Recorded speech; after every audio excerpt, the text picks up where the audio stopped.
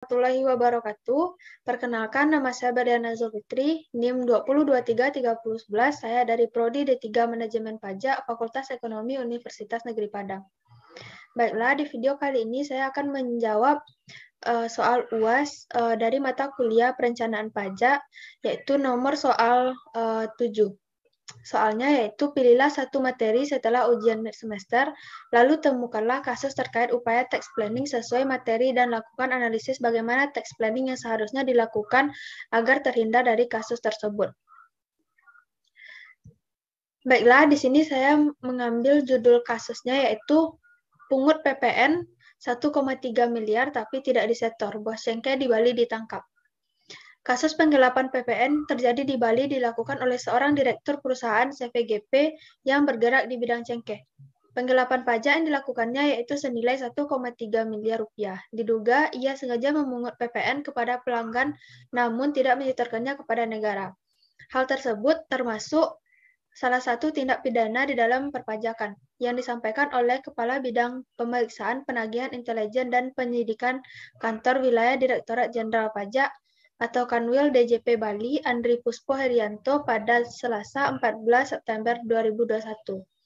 Barang bukti kasus ini telah diserahkan oleh Kanwil DJP Bali kepada Kejaksaan Negeri Buleleng.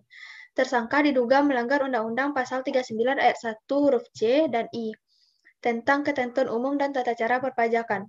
Sebelum dilakukan penyidikan, telah dilakukan pengawasan dan pemeriksaan bukti terhadap tersangka.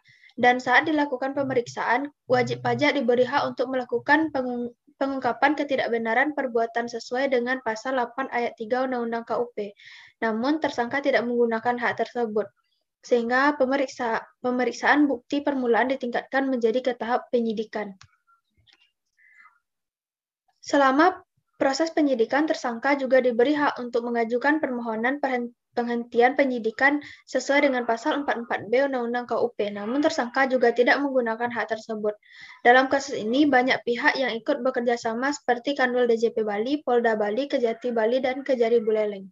Hal ini dilakukan untuk menegakkan prinsip keadilan dan menimbulkan efek jera serta upaya pengamanan penerimaan negara.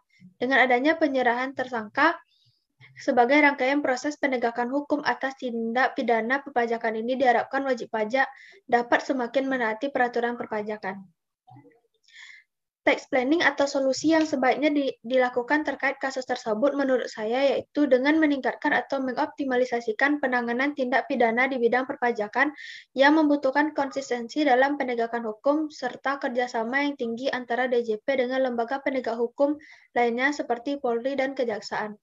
Dengan begitu dapat meminimalisir terjadinya ketidakpatuhan wajib pajak dalam menjalankan kewajibannya di bidang perpajakan serta menaati segala peraturan yang ada.